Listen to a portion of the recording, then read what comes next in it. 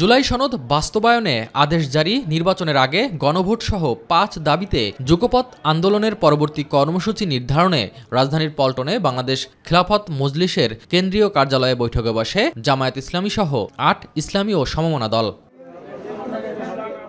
বৈঠক শেষে কর্মসূচি ঘোষণা করেন বাংলাদেশ খিলাফত মজলিসের আমির মামুনুল হক।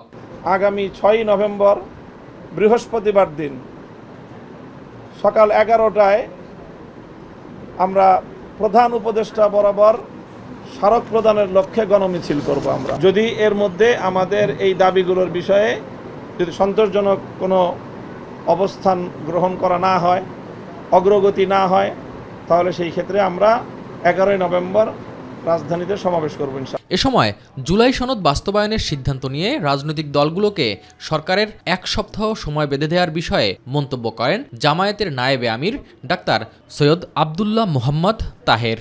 আমরা এখন দেখতে চাই মেইন স্টেক হোল্ডার মৌলিকভাবে যে সমস্ত দল আছেন তারা এই আহ্বানকে কীভাবে সাড়া দেয়।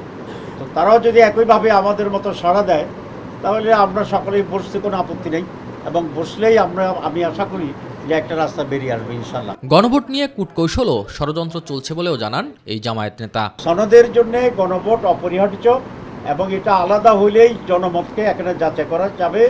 যদি একসাথে করার যে ষড়যন্ত্রটা বা একটা কূটকৌশল, সেটা হলে আপনারা দেখবেন যে ওই দিন হানা ভোটের ব্যাপারে কারো মনোযোগ থাকবে না। কারোর মনোযোগ থাকবে ধানের শীষ, কারো মনোযোগ থাকবে হাত পাকা, কারো মনোযোগ থাকবে তার নিজস্ব দল।